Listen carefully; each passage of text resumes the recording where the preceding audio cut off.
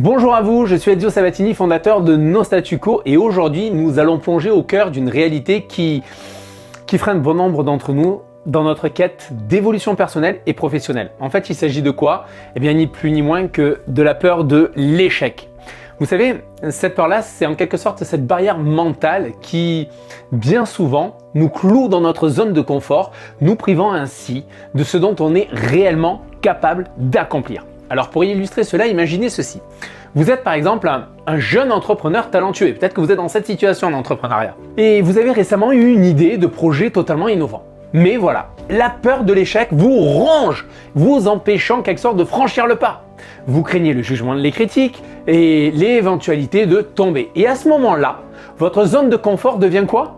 Votre prison dorée, où vos rêves deviennent en quelque sorte le sacrifice au profit de cette peur qui vous paralyse jour après jour.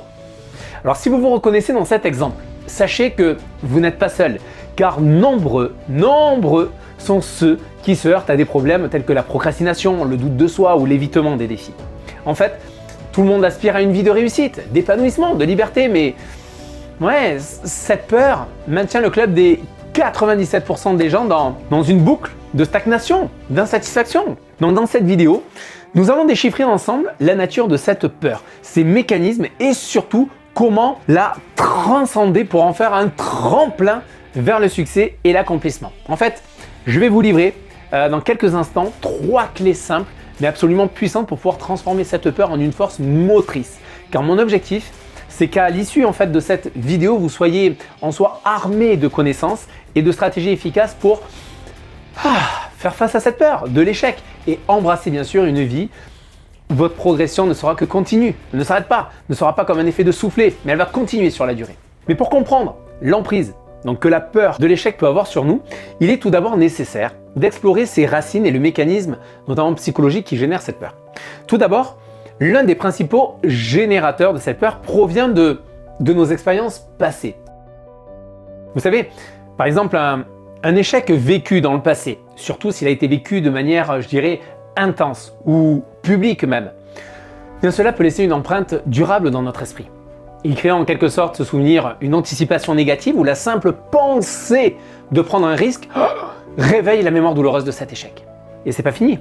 Le conditionnement social également joue un rôle prépondérant là-dedans. Parce que depuis notre plus tendre enfance, la société, par le biais de l'éducation, les médias, les normes culturelles, nous inculque souvent la peur de l'échec. Elle glorifie quoi? La réussite, à un tel point que finalement l'échec est perçu non pas comme une étape d'apprentissage, mais comme une humiliation, une preuve d'incapacité. Alors, maintenant, penchons-nous sur le mécanisme psychologique. Qu'est-ce qui se passe exactement? Eh bien, sachez que la peur en soi, la peur de l'échec crée une sorte de réflexe d'évitement. En fait, elle active notre système de défense qui nous pousse à éviter les situations perçues comme menaçantes, même si ces situations représentent des opportunités de croissance et de développement, d'expansion. Et paradoxalement, en fait, en cherchant à éviter l'échec, eh bien, nous nous privons des expériences qui pourraient nous mener vers le succès et vers l'épanouissement. Ce mécanisme de fuite ou de lutte enraciné dans notre cerveau reptilien prend le dessus sur notre volonté d'explorer, d'innover, de progresser. Il nous maintient en quelque sorte dans une zone de confort apparente où la peur de l'inconnu, la peur de l'échec nous garde dans une boucle de routine et de stagnation. Et l'effet pernicieux de ce mécanisme est qu'en soi, il renforce notre croyance limitante autour de l'échec.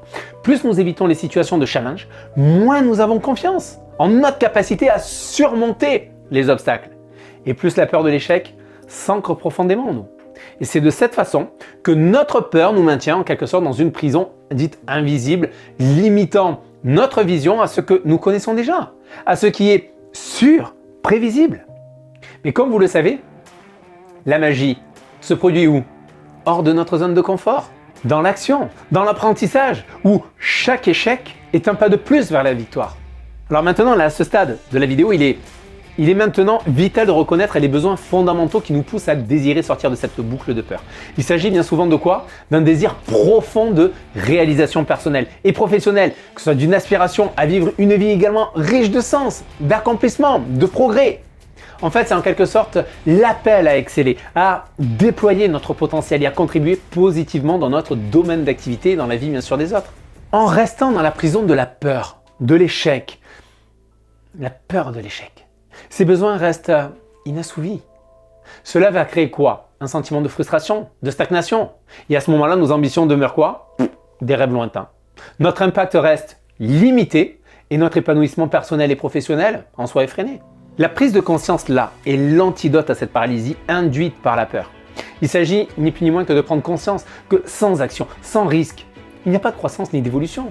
Prendre conscience que l'échec en soi n'est pas une fin en soi, mais plutôt une étape enrichissante sur le chemin du succès.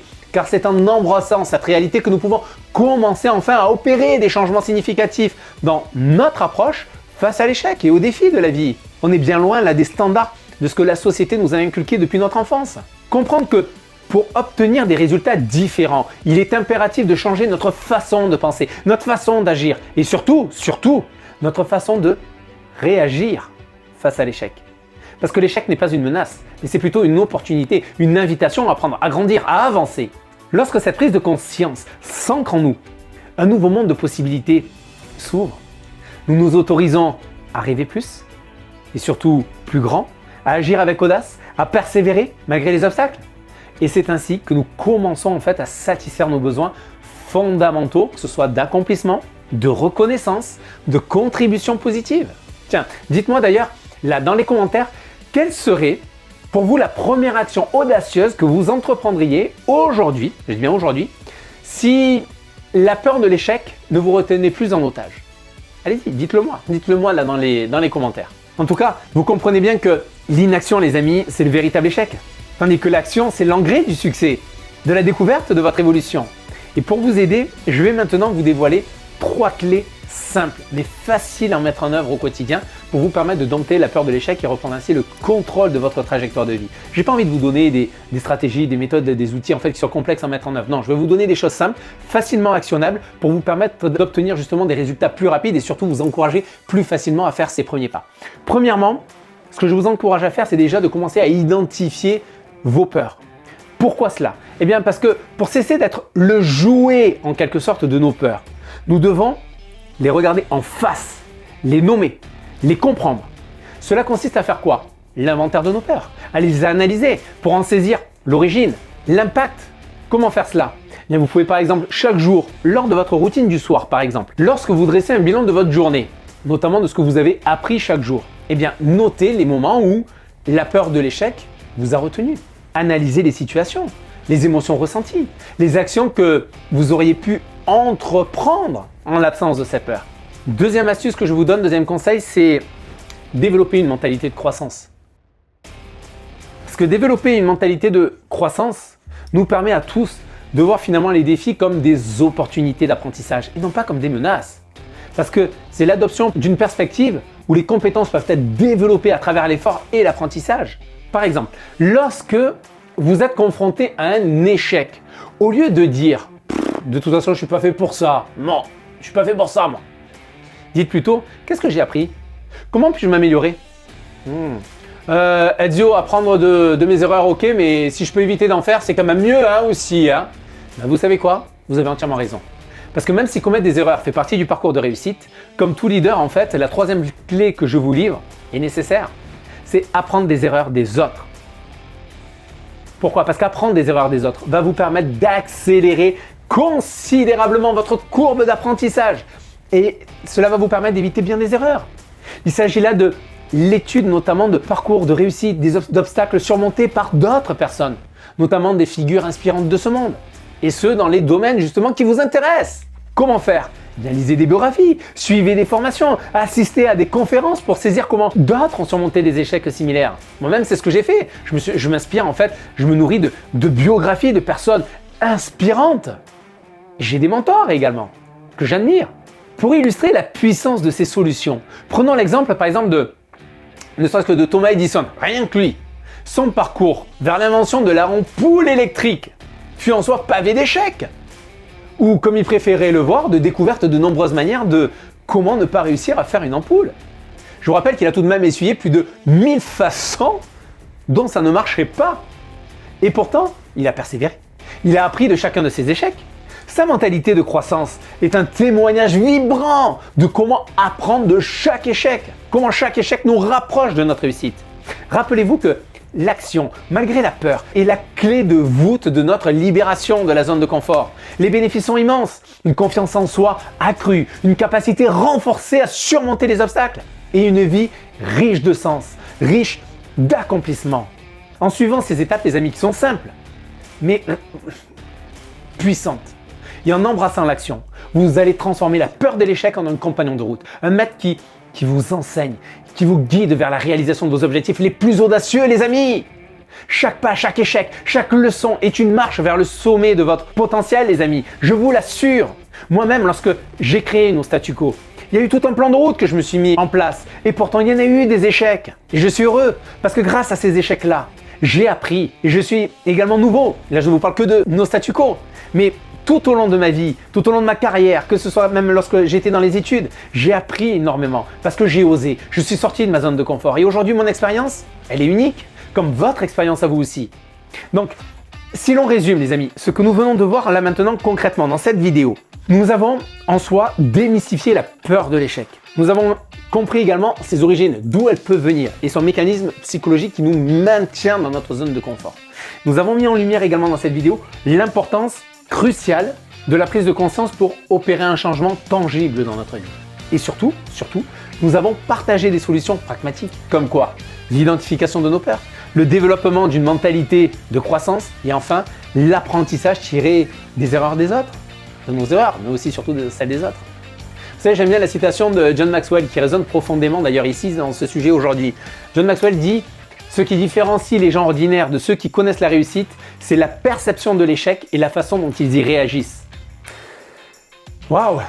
Votre réaction face à l'échec définira la trajectoire de votre succès, les amis. Alors je vous invite maintenant à entreprendre une action audacieuse. Identifiez une peur qui vous a retenu jusqu'à présent. Confrontez-la et déterminez une action concrète pour la surmonter. Et en guise de réflexion, je vous laisse avec cette question. Si l'échec n'était plus une menace, mais plutôt une opportunité, comment cela transformerait-il votre approche de vos objectifs?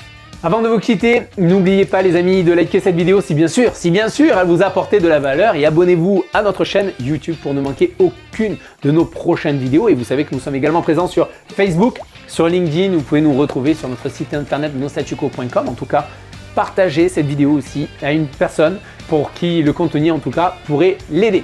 Je ne peux que vous inviter à être l'architecte de votre réussite. Moi je vous dis à bientôt. Bye bye les amis.